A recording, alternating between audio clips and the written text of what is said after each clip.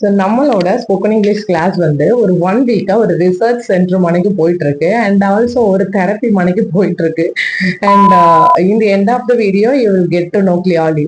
Okay, so ரேண்டமா நம்ம வந்து கிளாஸ்ல வந்து ஸ்போக்கன் இங்கிலீஷ் மட்டும் இல்லாம I use to give reading, listening and creativity skill.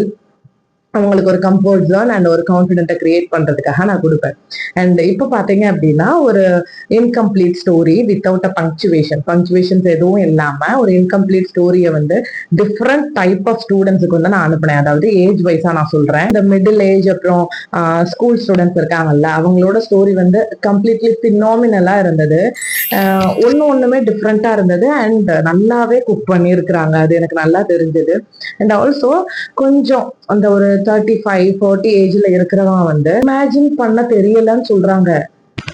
இந்த பாயிண்ட் தான் எனக்கு வந்து ரொம்ப இம்பாக்ட் கிரியேட் பண்ணுச்சு. என்ன அப்படின்னா, நம்ம வந்து சைல்டுஹுட் டேஸ்ல நம்ம எப்படி இருந்தோம், இப்ப வந்து நம்மளுக்கு அந்த குழந்தைத்தனம்ங்கிறது நம்ம வந்து வாழ்க்கையில ஓடிட்டே இருக்கிறோம் பாத்தீங்களா. ஸோ அப்படி ஓடிட்டே இருக்கிறதுனால அவங்களுக்கு இந்த ஒரு கொஞ்சம் பொறுமையா அந்த ஃபேண்டசி வேர்ல்டுல போய் பார்ப்போம் அப்படிங்கிற அந்த தாட் கூட அவங்களுக்கு அந்த தாட் ப்ராசஸ் இல்லாத மாதிரி ஆயிடுச்சு. It's all because of the chase. நம்ம ஏன் ஓடுறோம், எதுக்கு ஓடுறோம் தெரியாம ஓடிட்டே இருக்கிறோம். ஸோ நமக்காக ஒரு பாஸ் கொடுக்க மாட்டோம் பாத்தீங்களா.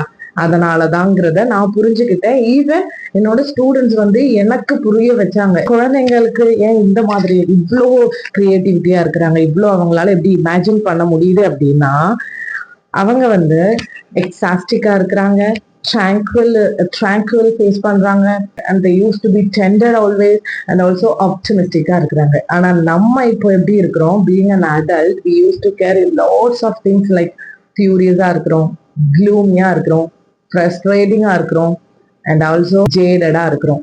ஓகே, ஸோ இந்த இவ்வளோ பெரிய தத்துவத்துக்கு அப்புறமா இந்த வேர்ட்ஸ் எல்லாம் நான் எதனால சொல்றேன் அப்படின்னா, இதோட மீனிங் எல்லாம் நீங்க கண்டிப்பா தெரிஞ்சுக்கணும். ஆனா எனக்கு தெரியும் ஒரு நிமிஷத்துக்கு மேல உங்களால உட்காந்து வீடியோ பாக்குற அளவுக்கு பொறுமை இல்லை அப்படின்ட்டு. அதனால நான் நெக்ஸ்ட் வீடியோல இதோட மீனிங் எல்லாம் சொல்றேன். So stay tune.